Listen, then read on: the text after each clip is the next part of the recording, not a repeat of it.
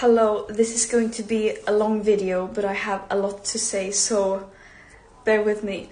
And we are now many who are safe and released from imprisonment and absurd mistreatment, but many of our comrades from Global Sumud Flotilla are not, and they need to be released now. But most importantly, we are not the story. Thousands of Palestinians are currently being held in Israeli dungeons without a trial, hundreds of which are children. Millions are living trapped under an illegal siege in an apartheid state and occupation, who are being systematically starved and bombed to pieces.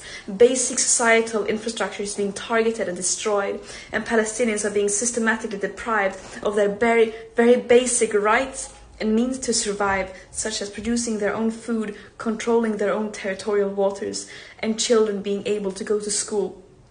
And the whole world knows that this did not start on October the 7th, 2023. And these Israeli war crimes have happened with impunity and with help and legitimizations from our governments, institutions, and media. And this is the story here that people should be focusing on. Do not let me and other volunteers on the flotilla be a distraction.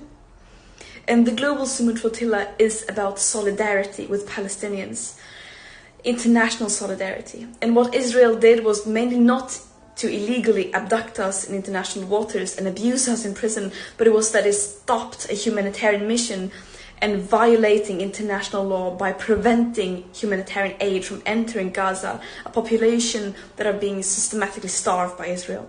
And this is a blatant violation of international humanitarian and maritime law. And I also want to make it very clear that our imprisonment by Israel is a direct result of our governments. They keep talking about the importance of upholding human rights and international law and to get aid into Gaza. And then when we do their job, trying to do just that while being completely peaceful and abiding by international law, they fail to ensure our safety. And this mission should not have to exist. It is a last resort when all means fall short and when those in power fail to step up and do the bare minimum. States have a legal obligation to end their complicity in genocide, which the UN Commission now also has confirmed that it is.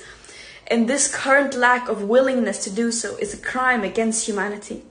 Israel does not have immunity from international law, even though it might seem like it from their genocidal propaganda.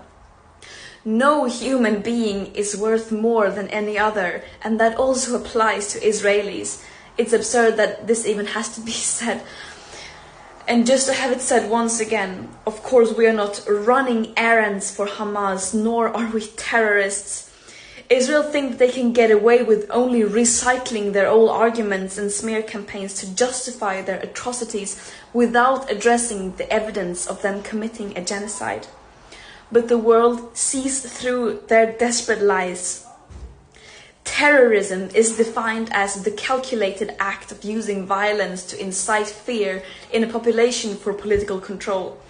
Is that really what this peaceful humanitarian mission carrying food, medicine, baby formula in line with international law was doing?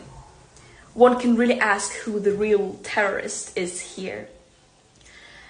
And I stand by what I have said and stood for since I became an activist at the age of 13. I will continue to fight for a free world, a world free of all forms of oppression and racism, where we put human and planetary well-being over short-term economic profit and geopolitical control for a few. And that might sound naive, but I would any day